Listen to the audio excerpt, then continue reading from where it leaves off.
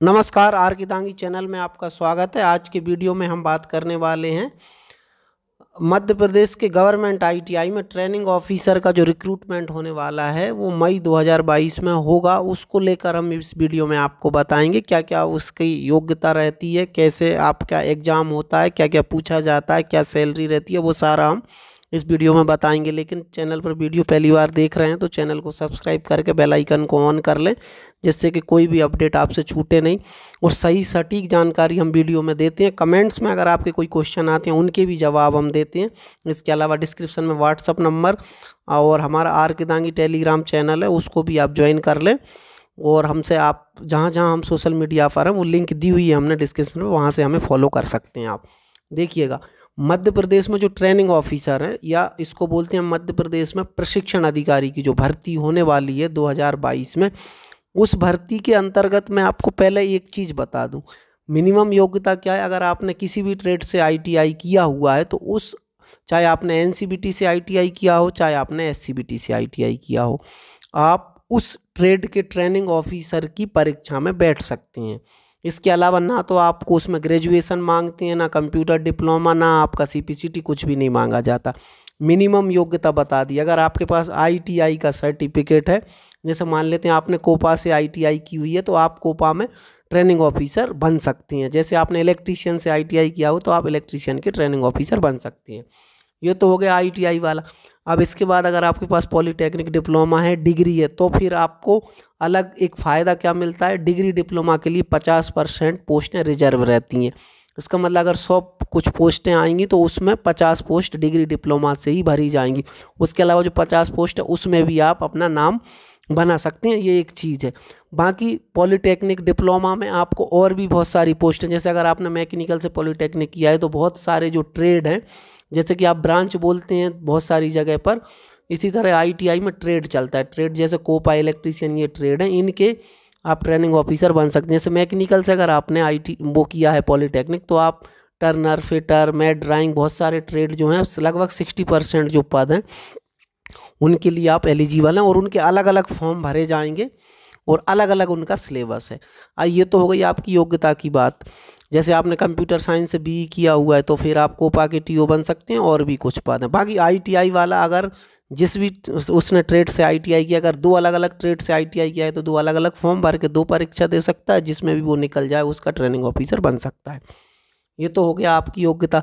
इसके अलावा एग्ज़ाम होगा तो एग्ज़ाम के अंतर्गत क्या आता है, 75 जो क्वेश्चन है वो टेक्निकल के ही पूछे जाते हैं। देखिएगा, मैं एक एक चीज़ बताऊंगा बगैर किसी पीपीटी के, तो आपको ध्यान देना, एक एक बात पर बिल्कुल भी स्किप नहीं करना है वीडियो।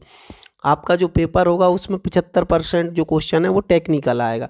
टेक्निकल मतलब आपके सब्जेक्ट से आएगा। सब्जेक्ट से इन द सेंस आपका जो आईटीआई में जो सिलेबस पढ़ाया जाता है, आईटीआई का भी सिलेबस कौन सा, जो थ्योरी का सिलेबस पढ़ाया जाता है। जैसे कि इलेक्ट्रीशियन के अगर ट्रेनिंग ऑफिसर का आप फॉर्म भरते हैं तो इलेक्ट्रीशियन में जो आपकी थ्योरी पढ़ाई जाती है, थ्योरी इन द सेंस आपका मैट ड्राइंग को छोड़कर जो ट्रेड की थ्योरी पढ़ाई जाती है, ठीक है, ट्रेड की थ्योरी को ही आपको पढ़ना है, उसी में से क्वेश्चन पूछे जाएंगे। मान लेते हैं कोपा से आपने आईटीआई किया हुआ है तो कोपा में जो थ्योरी पढ़ाई जाती है, जो थ्योरेटिकल पार्ट है, वो वाला सिलेबस आपको पूरा कवर करना है। उसके अंदर से ही क्वेश्चन आते हैं, जैसा कि पिछला सिलेबस था 2016 में पूछा था।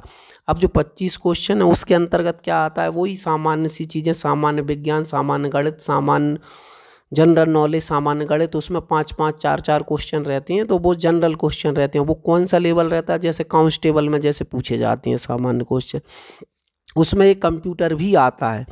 जैसे कि मान लो आप इलेक्ट्रीशियन के टीओ बनना चाहते हैं, जो सामान्य जो 25 जो क्वेश्चन रहेंगे जो सभी के लिए कॉमन रहेंगे, उसमें कंप्यूटर के भी 5-6 क्वेश्चन होंगे।